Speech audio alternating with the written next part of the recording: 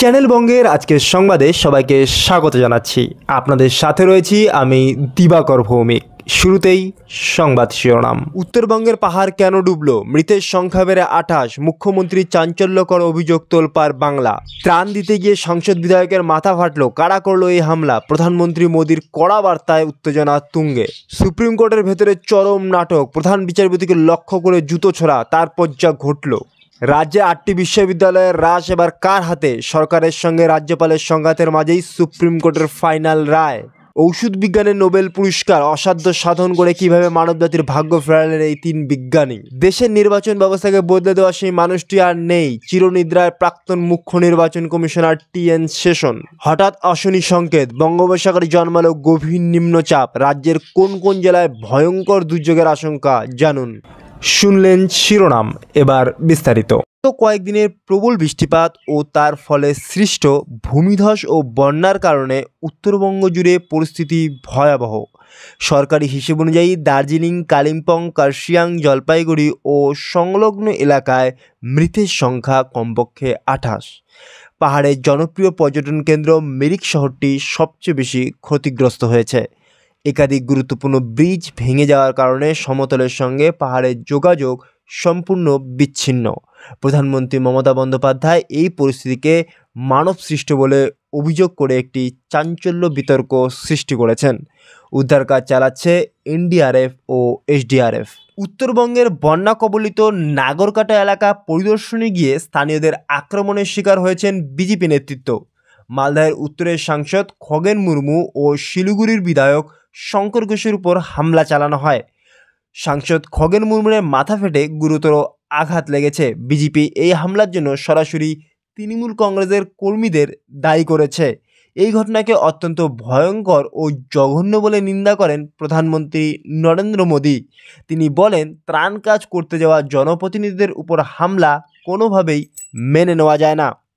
দেশের বিচার ব্যবস্থা ইতিহাসে এক নজিরবিহীন ঘটনা। সুপ্রিম কোর্টের একটি গুরুত্বপূর্ণ শুনানি চলাকালীন প্রধানমন্ত্রী বিচারপতি BR গাভাইকে লক্ষ্য করে জুতো ছোড়া হয়, যদিও জুতোটি বিচারপতিকে আঘাত করেনি। আদালত কক্ষে দ্রুততার সঙ্গে অভিযুক্ত ব্যক্তিকে ধরে ফেলা হয়েছে। এই ঘটনার তীব্র নিন্দা করে প্রধানমন্ত্রী নরেন্দ্র মোদী বলেছেন, এই ধরনের জঘন্য কাজ সব ভারতীয়কে ক্ষুব্ধ করেছে। আইনমন্ত্রীও এই ঘটনাকে গণতন্ত্রের উপর আঘাত বলে মন্তব্য করেছেন। রাজ্য ও রাজ্যপালের মধ্যে চলা উপাচার্য নিয়োগ সংক্রান্ত দীর্ঘদিনের বিতর্কে গুরুত্বপূর্ণ রায় দিল সুপ্রিম কোর্ট।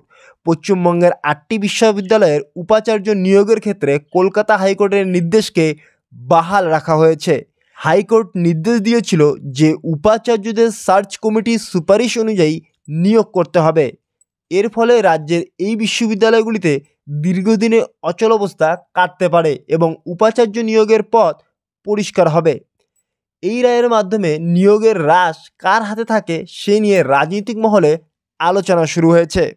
ভারতের প্রাক্তন নির্বাচন কমিশনার TN সেশনের জীবনের অবসান হয়েছে। দেশের নির্বাচন ব্যবস্থাকে আজকের অবস্থানে নিয়ে আসার পেছনে তার অবদান অনস্বীকার্য। নির্বাচন সংস্কারের ক্ষেত্রে তার কঠোর ও আপোষহীন ভূমিকা তাকে গোটা দেশে পরিচিত করে তুলেছিল। তার প্রয়াণে দেশের রাজনৈতিক ও প্রশাসনিক মহলে শোকের ছায়া নেমে এসেছে। তিনি এমন একজন প্রশাসক ছিলেন যিনি তার দাপুটে কাজের মাধ্যমে দেশের গণতন্ত্রকে নতুন দিশা দিয়েছিলেন। বঙ্গোপসাগরের উপর সৃষ্ট একটি গভীর নিম্নচাপ বর্তমানে অন্ধ্রপ্রদেশের উপকূলে অবস্থান করছে।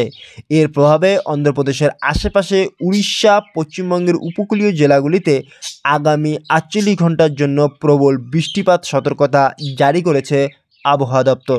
মৎস্যজীবীদের সমুদ্রে যেতে নিষেধ করা হয়েছে। প্রশাসনকে সতর্ক থাকতে বলা হয়েছে। পুজোর মৌসুম শেষে এই নিম্নচাপ রাজ্যে আবহাওয়ার বড় পরিবর্তন আনবে বলে আশঙ্কা করা হয়েছে। দর্শক, এই ছিল আজকের সংবাদ। আমাদের সাথে থাকার জন্য অসংখ্য ধন্যবাদ। এই উপস্থাপনা ভালো লাগলে চ্যানেলটিকে অবশ্যই সাবস্ক্রাইব করে বেল আইকনটি ক্লিক করুন।